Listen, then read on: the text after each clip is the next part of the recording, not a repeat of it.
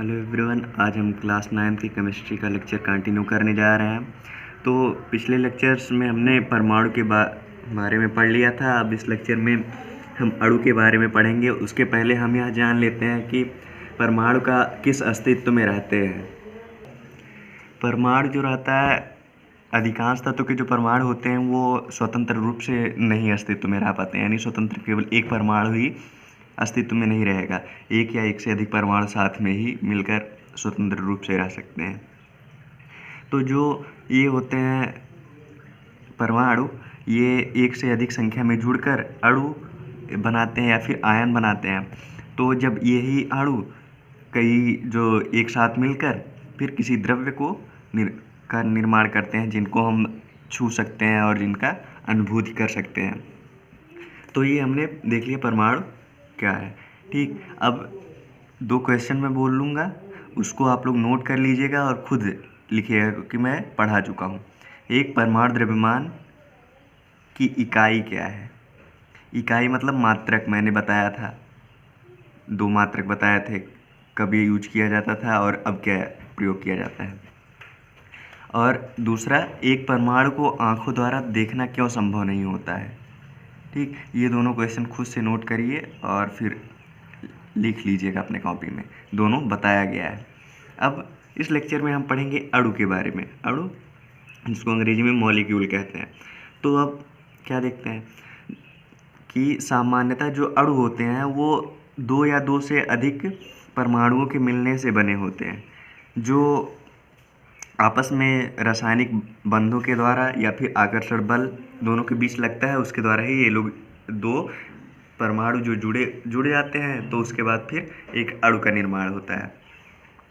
जो अणु होता है वह किसी तत्व का ऐसा सूक्ष्मतम कण होता है जो स्वतंत्र अवस्था में रह सकता है। मतलब सूक्ष्मतम कण तो परमाणु से भी छोटा है, इलेक्ट्रॉन, प्रोटॉन, न्यूट्रॉन, लेकिन ऐसा सूक्ष्मतम कण है ये अणु जो स्वतंत्र अवस्था में रह सकता है। बाकी परमाणु, इलेक्ट्रॉन, प्रोटॉन, न्यूट्रॉन, ये सब अलग से स्वतंत्र अवस्था में नहीं रह सकते।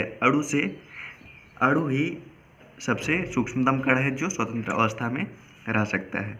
अब किसी यौगिक का हम एक अणु लेते हैं तो उस अणु से हम उस यौगिक के सभी गुणधर्मों का पता लगा सकते हैं कि उस यौगिक के बारे में हमको जो जानना होगा, हम एक अणु से पता लगा सकते हैं। लेकिन उस अणु से पता लगाएंगे जब उस यौगिक का वो भाग रहेगा तब। यानी जिस यौगिक के बारे में हमको पता लगाना रहेगा, उस यौगिक से एक अणु निकाल लेंगे, उसके बाद उससे सभी गुणधर्मों का पता लगाया जा सकता है। एक ही तत्व के जो परमाणु होते हैं वो आपस में या फिर कई भिन्न भिन्न तत्वों के परमाणु संयोग करके अणु का निर्माण करते हैं। मान लो कोई यौगिक है, यौगिक किन्हीं 2 तत्वों से मिलकर बन सकता है, और जो अणु होता है वो या तो एक तत्व का जो परमाणु मिलेंगे तब यौगिक निर्माण होगा, या फिर भिन्न भिन्न तत्वों के परमाणु मिलकर एक अणु का निर्माण कर देते हैं। तो अब हम देखते हैं तत्वों के अणु के बारे में पढ़ेंगे। अभी यौगिक के अणु इसके बाद पढ़ेंगे। सबसे पहले हम जानते हैं तत्वों के अणु के बारे में। जो किसी तत्व के जो अणु होते हैं वो एक ही प्रकार के परमाणु से मिलकर बने होते हैं। यानी जैसे मान लो कि हाइड्रोजन है, हाइड्रोजन के अणु के बारे में हमको जानना है, तो वो हाइड्रोजन के ही परमाणु जितने रहेंगे, एक ही टाइप के परमाणु रहेंगे, उन्हीं को जोड़ करके अणु बन जाते हैं। तो अब इसमें भी कुछ एक परमाणु वाले होते हैं, कुछ 2 परमाणु वाले होते हैं। वो अभी हम कुछ तत्वों का नाम पढ़ेंगे, बता दिया जाएगा कि कौन एक परमाणु, कौन 2 परमाणु। तो सबसे पहले हम देखते हैं कि जो आर्गन, हीलियम आदि जैसे तत्व हैं वो केवल एक ही परमाणु से मिलकर बने होते हैं।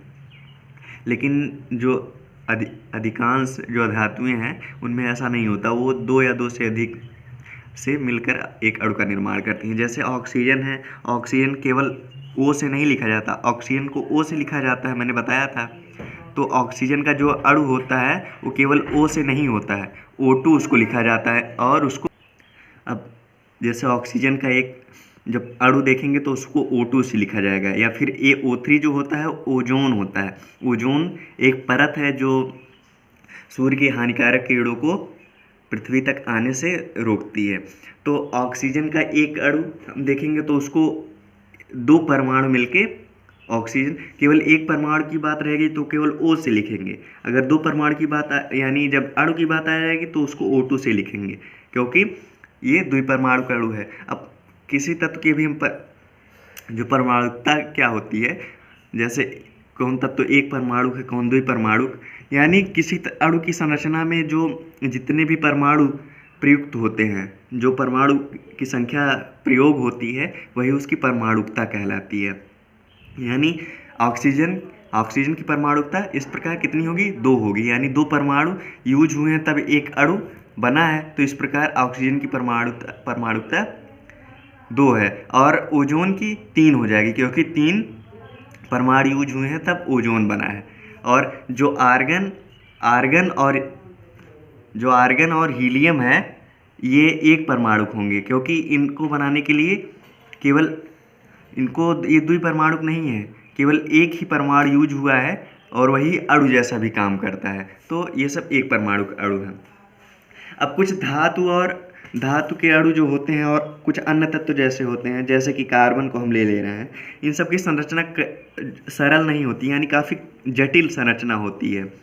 तो काफ़ी जटिल संरचना होने के बाद भी ये आपस में बहुत अधिक संख्या में इनके परमाणु एक साथ आपस में आकर्षण बल या रासायनिक बंधों द्वारा जुड़े होते हैं। अब हम कुछ तत्वों की परमाणुकता के बारे में अध्ययन करेंगे। अब देखेंगे हम तत्वों के प्रकार कैसे होते हैं, उसके बाद फिर उसका नाम और परमाणुकता। तत्व सबसे पहले हम अधातुओं को लेते हैं। अधातुओं में कुछ एग्जाम्पल लेते हैं, जैसे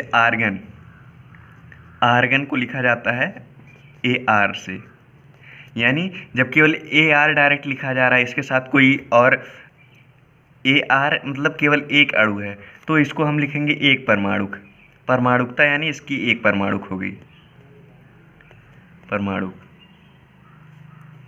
एक परमाणु। अब दूसरा एग्जाम्पल ले लिए हीलियम, इसको He से लिखा गया तो ये भी एक परमाणु हो गया। उसके बाद फिर ऑक्सीजन को O2 से लिखेंगे, तो ये यानी इसमें 2 परमाणु मिलके एक अणु बना रहे हैं, तो ये हो गया द्विपरमाणु। इसी में देखो कितनी चीज़ बताई जा रही है। देखो यहाँ तक ये अधातु वाले लिखेंगे, यानी ये सब अधातु हैं। उसके बाद फिर कौन एक परमाणु का कौन द्विपरमाणु, ये भी पता चल रहा है।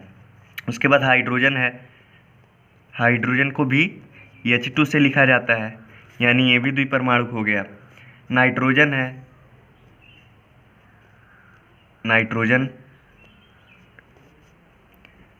नाइट्रोजन को भी N2 से लिखा जा रहा है, यानी ये भी द्विपरमाणु हो गया। उसके बाद फिर क्लोरीन है, क्लोरीन को हमेशा किससे लिखा जाता है, Cl2 से, Cl2 है, यानी ये भी द्विपरमाणु। उसके बाद फिर हम देखेंगे फॉस्फोरस,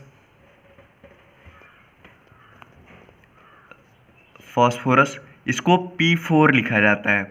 ठीक, अगर अकेले इसका अणु जब लिखा जाएगा, इसके अणु के बारे में लिखेंगे तो फिर P4 लिखा जाएगा, यानी 4 है इसमें, तो चतुर्परमाणु हो गया।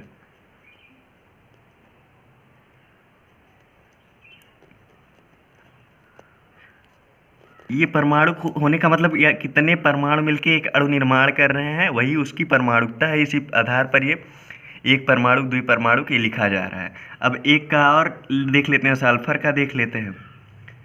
जो NCERT में दिया गया है हम उतना ही पढ़ेंगे। इसको S6 लिखा जाता है, तो हम इसे बहुपरमाणु कह सकते हैं। बहुपरमाणु यानी इसमें कई परमाणु मिलके एक अणु का निर्माण करते हैं। अब कुछ धातुओं के बारे में हम देख लेते हैं, जैसे सोडियम है, सोडियम को Na से लिखा जाता है, Na, तो ये एक परमाणु हो जाएगा, एक परमाणु। उसके बाद फिर आयरन है, आयरन को भी Fe से लिखा जाता है, तो ये भी एक परमाणु हो गया। एल्यूमिनियम है, इसको Al से केवल लिखा जाता है, ये भी एक परमाणु हो गया। कॉपर है, इसको भी Cu से लिखा जाता है, इसको भी, ये भी एक परमाणु हो गया। यानी जो अधिकांश अधातु होते हैं वही एक परमाणु कम लेकिन द्विपरमाणु अधिक परमाणु मिलके तब फिर एक अणु मिलाते हैं, लेकिन जो धातु हैं वो ज़्यादातर एक परमाणु से ही उनका अणु का निर्माण हो जाता है। तो आज हमने तत्वों के अणु के बारे में पढ़ लिया। नेक्स्ट लेक्चर में हम यौगिकों के अणु के बारे में पढ़ेंगे और आयन क्या होता है उसको हम जान लेंगे। तो आज यहीं पे अपना लेक्चर ख़त्म करते हैं, बाकी नेक्स्ट लेक्चर में देखेंगे। Thank you.